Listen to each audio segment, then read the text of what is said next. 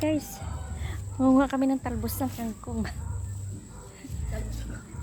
Dulo-dulo lang kasi mga kangkong dito ay medyo ano na, ubos na. Teka, meron pala akong dalang gunting. Hindi ko pala dala itong gunting. Kay Ate Miriam to. Tapos nagdala na rin ako ng supot. Yan.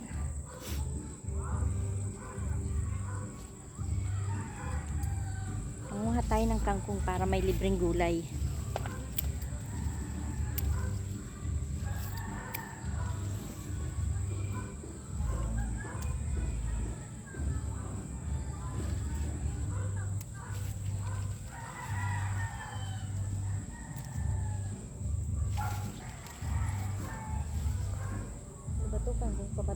Sabi wala na daw eh. Pwede na to pagtsatsagaan natin, ba? Dati kaganda-ganda ng mga kangkoy. Oo. Dapat siguro dito yung gamasin mo talaga ng gamas na gamas, ano? Tapos parang mag-uumpisa ka ulit ng tanim. Oo. Medyo payat lang. Pero sa ano, meron pa to. Diba? Ayun. Oh, diba to? Oh. Kasi kung bibilin mo yan, ba? Kano mo din mo? Palengke? Kaysa bumili ka sa palengke, di gugulayin mo rin lang naman. Ano ba to? Bakit yung may parang hindi kangkong? Aray ko.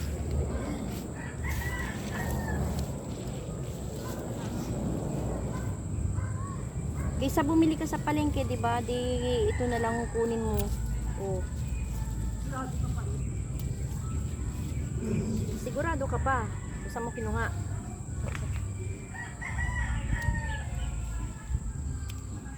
Dati kasi sobrang lago nito.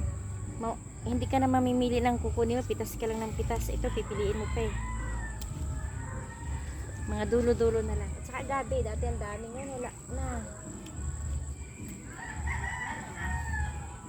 Ayan, meron pa namang gabi, kaya lang konti, no?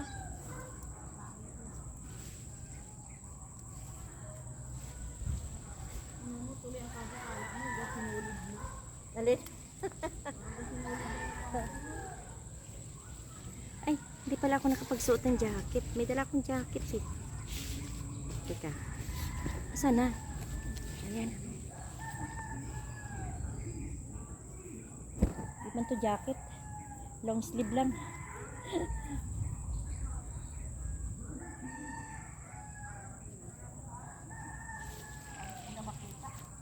Alin?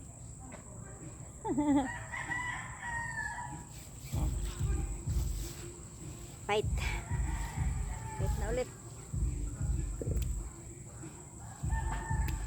Marami pa, kaya nga lang ay maliliit na.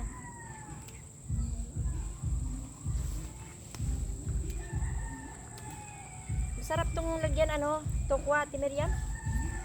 Tapos ano, oyster, ano? Lalabit mo ito sa kalibit. Oo ah. Kasi hihimayin pa nga yan eh.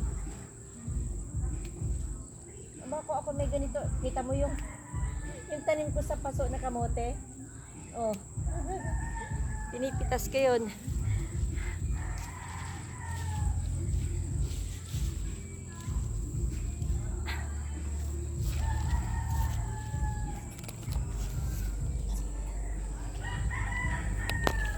Ayan si Ate Miriam oh. Saan na ba? Ayan. Ang kinukuha mo dyan, gabi?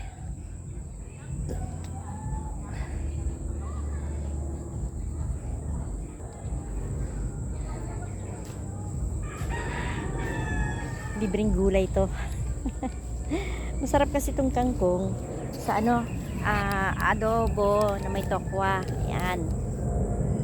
Kaya lang medyo tiyaga lang nga ang pagkuha. Oh, mamaya na tayo ulit. Nakailang minuto na rin ako.